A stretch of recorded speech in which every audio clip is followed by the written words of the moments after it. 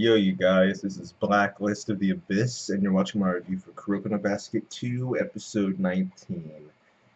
And this one was a decent episode, it was. Not too much happened just because it was kind of a transitional episode, but still it was pretty enjoyable. Saren ended up going to Kagami's house to celebrate, and there were some shenanigans there, a little bit of comedy.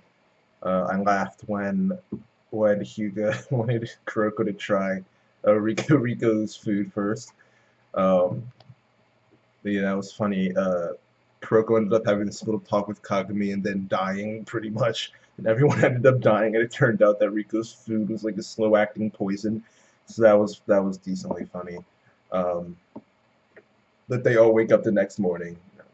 Yeah. And Kogane asks where the bathroom is, and he goes in, but he gets the wrong room, which happens like all the time in anime. I don't know why people can't get their directions right. All right, but he finds Alex, and so she wakes up, comes out here topless. She finally puts the top on. She was hilarious. All right, she was hilarious. Her English, all right, her English was hilarious.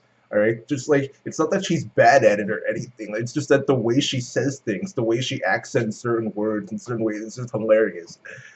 And it was actually like good grammar too, or proper grammar, I guess would be proper grammar. Uh, her grammar was proper. It was actually pretty good, but it was just hilarious the way she said things. It was just funny. And Kagami's was even funnier because his is just not good at all.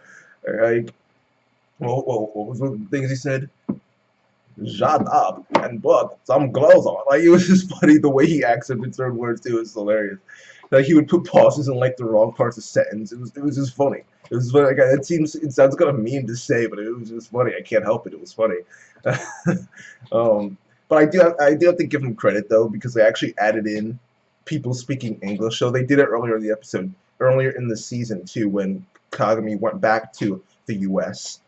Um, People always say America. Why? It's the U.S. Like, people in the U.S. call it America too. It's not. It's the United States of America because we aren't America. We're just part of it. Like, America's like entire like freaking Western Hemisphere. Though my actions are getting mirrored now, so I'm doing the Eastern Hemisphere. But whatever. Um, that was all topic. The point is that I have to give them credit for actually putting English in because some series would have like all these Americans and like other races who normally wouldn't know English.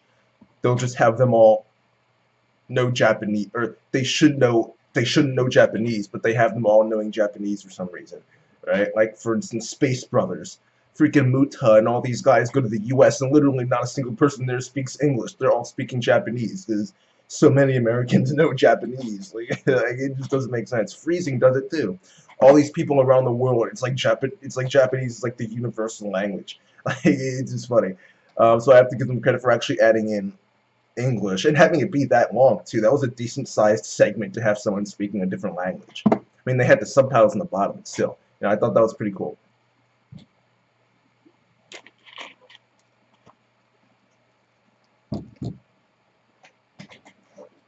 Um, After this, we end up learning a little bit about Alex.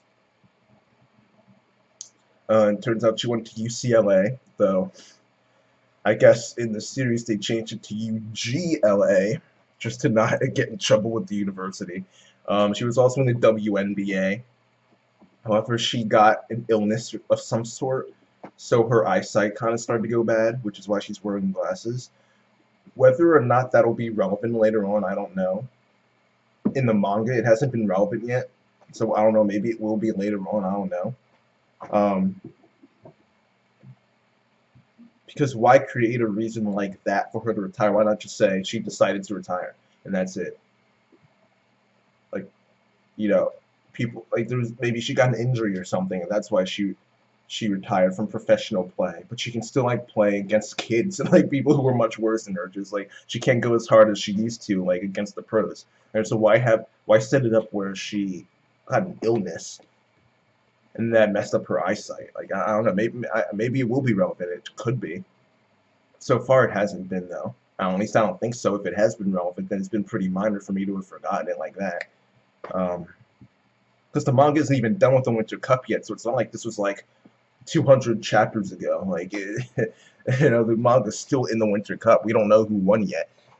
Um, but yeah, they're learning about Alex, and Rico ends up sitting next to her, and Alex ends up stealing Rico's first kiss away from Hyuga.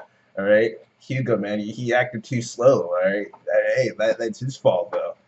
I'm not disappointed at all though because Alex is awesome. Um, yeah, that's that. Alex ended up going with them to the Winter Cup. The rest of the stuff in this episode is just kind of like, okay stuff, like just stuff that happened. Alex went with them to the Winter Cup. She was surprised about how talented Japanese players are because she's from the U.S. and the U.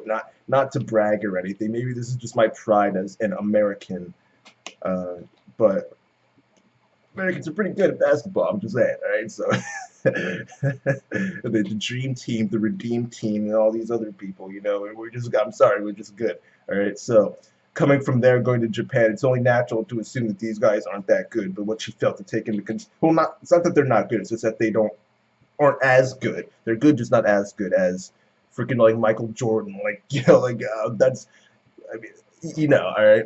But she didn't take into consideration the fact that she's in a manga and the main characters are in Japan. Therefore, Japan is like the best in the world, pretty much. That's how it always is. So yeah, they end up talking about this one guy from this one team, and they're talking about how good he is and how he's impressive. But it turns out he's really just a jobber, and his only purpose is to be a meal for Midorima and Shitoku, pretty much.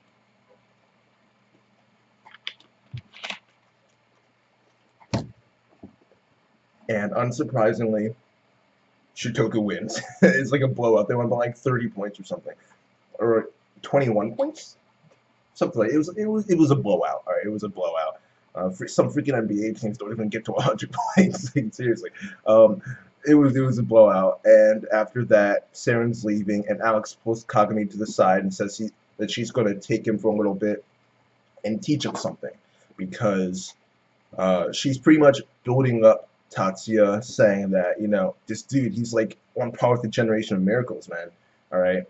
I didn't realize how strong these guys are, but you guys are in a really bad position because if you win your next game and you go in to face Yosen, you're not just facing one monster, you're facing two. And we already know they're going to go on to face Yosen, one because of the opening, and two because the teams that aren't Generation of Miracles teams are jobber teams. That's just how things are. All right. It's just there's no more like early on in Kuroko with the Four Kings and all that stuff with Seiyo and like that one team that had the big black guy who they brought in from Africa. Now there's no more of that now. Generation of Miracles or you're nothing. All right, that's it. If you have one of them, then you're something. If you don't, then you're nothing. There's only one team that's an exception, but they're not really an exception though. So you'll find that out later on. Maybe you will. I'm not sure how much of the Winter Cup the anime is going to cover, but the second season at least. So you might find that out.